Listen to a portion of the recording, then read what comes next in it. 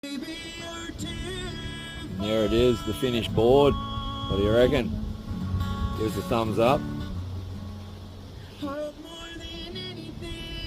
pretty good, eh? Natural Australian hardwood. Species ironbark.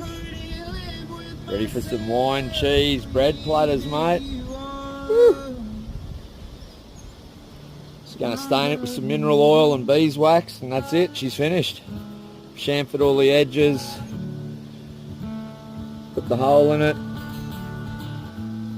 Give it my own unique shape.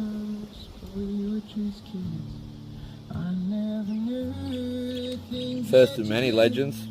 I've also spoken to a guy today about laser engraving these, so stay tuned for that.